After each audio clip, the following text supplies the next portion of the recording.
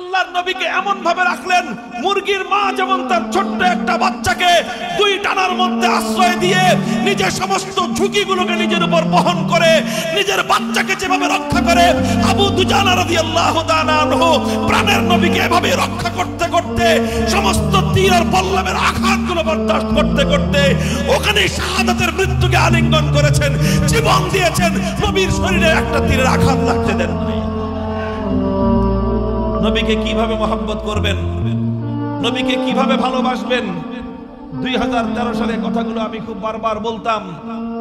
ইতিহাস থেকে প্রমাণ হয় নবীকে মহব্বত করার দুইটা সিস্টেম, দুইটা তরিকা, দুইটা পদ্ধতি ঐতিহাসিকভাবে প্রচলিত আছে। কয়টা পদ্ধতি? একটা পদ্ধতি হলো নবীকে মহব্বত করার ইহুদি পদ্ধতি, আর একটা হলো নবীকে মহব্বত করার সাহাবী পদ্ধতি। একটা হলো ইহুদি পদ্ধতি, আর একটা হলো সাহাবী পদ্ধতি। মুহতারাম হাজিরিন, ইহুদি পদ্ধতি কি? ইহুদিরাও তাদের নবীকে মহব্বত করেছে এবং নবীকে মহব্বত করার ইহুদি একটা সিস্টেম আর পদ্ধতি আছে। সেই পদ্ধতির বিবরণ আমরা আল্লাহর কোরআন থেকে পাই। ইহুদিদের নবী হযরত মুসা আলাইহিস সালাতু ওয়াস সালাম যখন বলেছিলেন যে আল্লাহ আমাকে বলেছেন তোমাদেরকে নিয়ে যেতে এবং নিজেদের বাপদাদার দেশ শত্রুর হাত থেকে উদ্ধার করতে, সেই কওমে আমালেকার হাত থেকে নিজেদের পূর্বপুরুষদের এলাকা ফিলিস্তিন সহ আশেপাশের এই অঞ্চলগুলোকে পুনরুদ্ধার করতে আল্লাহ আমাদেরকে নির্দেশ দিয়েছেন এবং আল্লাহ আমাকে প্রতিশ্রুতি দিয়েছেন যদি আমরা শত্রুর মোকাবেলা করতে যাই তাহলে আল্লাহ আমাদেরকে সাহায্য করবেন আর বিজয় দান করবেন। তখন ইহুদিরা কি জবাব দিয়েছিল? ইযহাব আনতা ওয়া রাব্বুকা ফাকাতিলা ইন্না হাহুনা কাঈদুন। ইযহাব আনতা ওয়া রাব্বুকা ফাকাতিলা ইন্না হাহুনা কাঈদুন। ও মুসা, ওই এলাকায় এমন এক দুর্ধর্ষ জাতি বসবাস করে, আমালেকা সম্প্রদায়। ওই জাতির সঙ্গে লড়াই করা বড় কঠিন ব্যাপার। ওরা দুর্ধর্ষ জাতি, সুতরাং ওদের সঙ্গে যুদ্ধ করার, লড়াই করার হিম্মত আমাদের নাই, সেই সাহস আমাদের নাই। আমরা এখানে বসলাম, আমরা অপেক্ষার প্রহর গুনতে থাকবো। ইযহাব আনতা ওয়া রাব্বুকা ফাকাতিলা, তুমি আর তোমার রব যাও, তুমি আর তোমার রব প্রভু দুজন মিলে এই শত্রু সম্প্রদায়ের সঙ্গে লড়াই করো। তোমরা যখন লড়াই করে বিজয় অর্জন করবা, শত্রু সম্প্রদায়কে যখন তোমরা পরাজিত করবা, ও নবী তুমি আর তোমার আল্লাহ মিলে যুদ্ধ করো।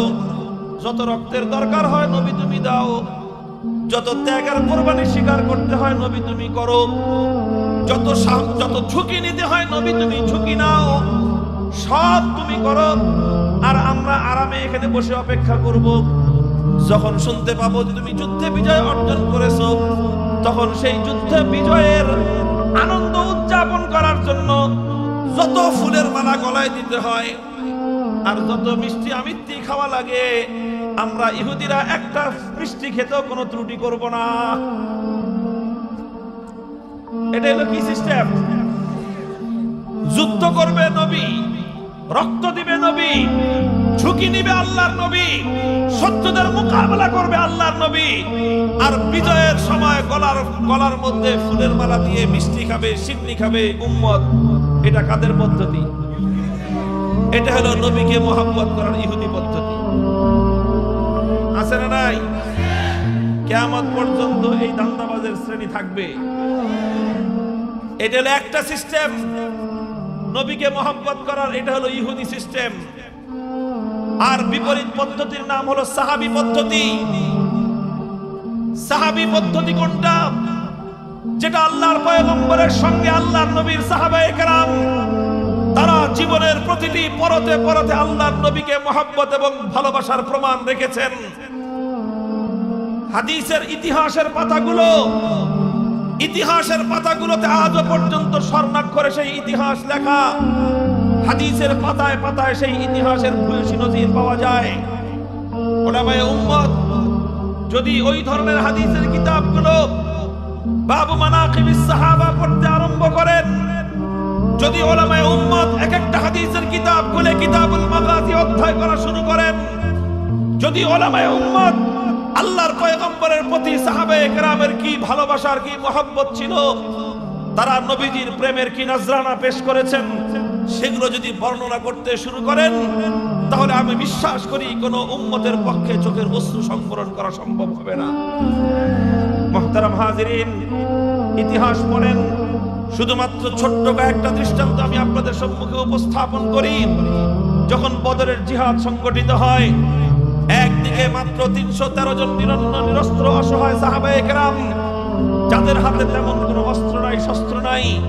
কোন কোন বর্ণনা মতে মাত্র 70টি তরবারি ছিল। সৈনিক যেখানে 313 জন, তরবারি হলো 70টা। বাকি 250 মানুষের কাছে শুধুমাত্র খেজুরের লাঠি আর গজারির লাঠি। বিপরীত দিকে 1000 সশস্ত্র বাহিনী, তাদের প্রত্যেকের হাতে উন্নত মানের ঝকঝকে তকতকে তরবারি, তাদের হাতে ঢাল, তাদের শরীরে পরিহিত লৌহ বর্ম। এইভাবে তাদের প্রত্যেকের জন্য ঘোড়া আর উট। আর এদিক দিয়ে 300 সাহাবায়ে কেরাম, 70টা উট আর মাত্র 2টো ঘোড়া। 313 জন সাহাবায়ে কেরামের কাছে ঘোড়া নাই, উট নাই। এমনকি অনেক সাহাবায়ে কেরামের পরিধান করার মতো লোহার বর্ম তো দূরের কথা, শরীরে কাপড়ের পোশাক পর্যন্ত তাদের শরীরে ছিল না। মুসআব বিন উমাইর রাদিয়াল্লাহু তাআলা আনহুর ইতিহাস লেখা হয়, যার হাতে উহুদের দিনের ঝান্ডা ছিল, তিনি যখন জিহাদের ময়দানে শরীক হয়েছিলেন, তার শরীরে পরিহিত ছিল মাত্র একটা কম্বল। যেই কম্বলটা শরীর থেকে খোলার পর শাহাদাত যখন তিনি বরণ করেছেন, সেই কাপড়ে যখন ওনাকে দাফন করা হয় কাফন পরিয়ে, কুন্না ইজা গাত্তাইনা রাসাহু বাদা রিজলুহু ওয়া ইজা গাত্তাইনা বিহা রিজলুহু বাদাত রাসুহু। সেই চাদর দিয়ে মাথা ঢাকলে পা খুলে যায়, পা ঢাকলে মাথা খুলে যায়।